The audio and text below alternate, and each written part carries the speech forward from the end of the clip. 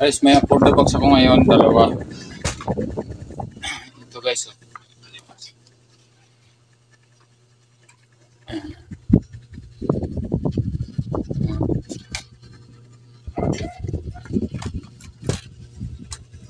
Sabi ng may-ari, wala daw ilaw, walang power. Saksak natin guys ha.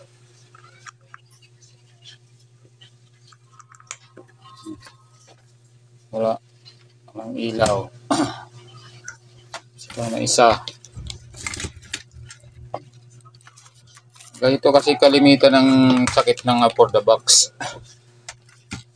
May isa. Wala ring ilaw. Ayan guys, pareho walang power.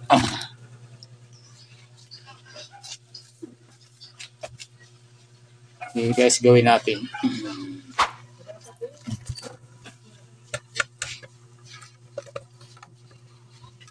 Ganito kasi kalimitan ng sira na afford the box. Laging minsan walang power. Bibihira lang problema ito na hindi sa power lang.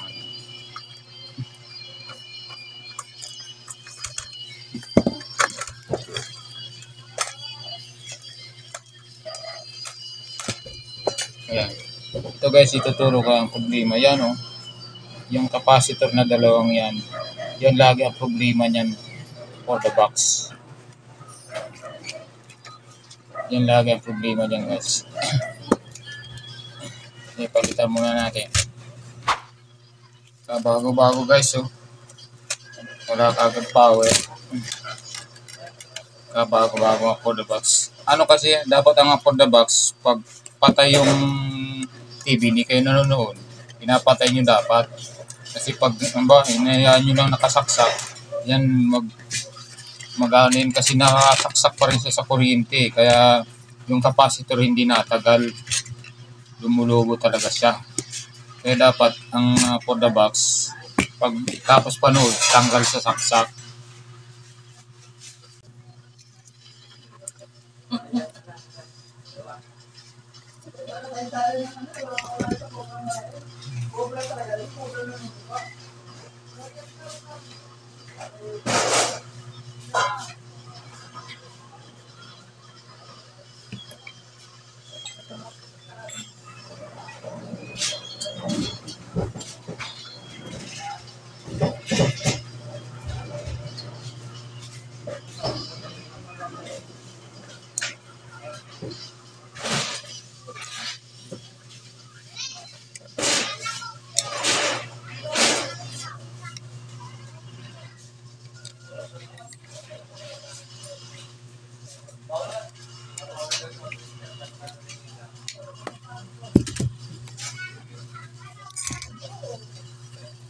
So guys, so dalawa.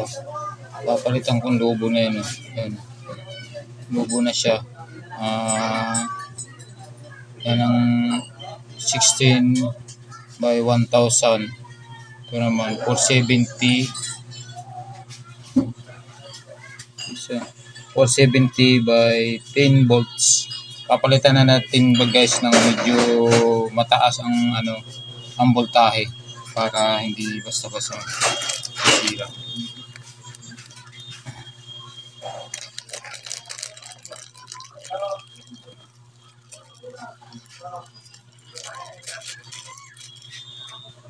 Okay, so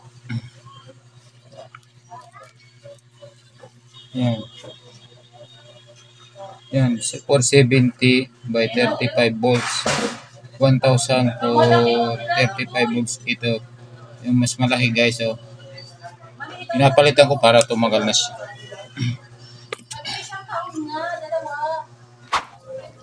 Guys,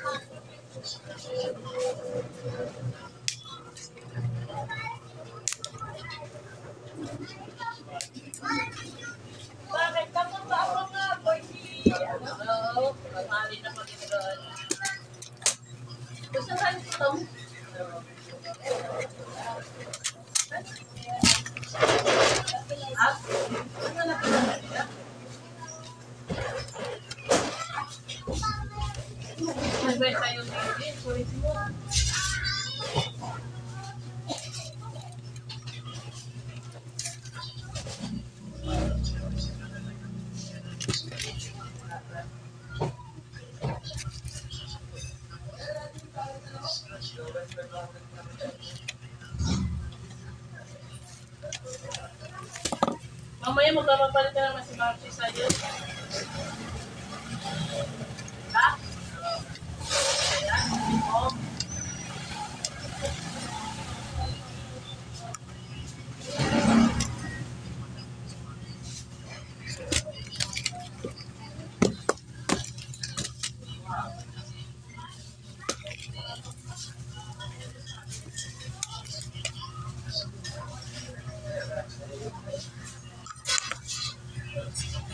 Oh, okay na guys. Okay na siya. Oh. Ganun lang talaga pag for the box, nasisira kagad yung capacitor nito. Dapat palitan ng medyo mataas para tumagal siya sa voltahe na ano.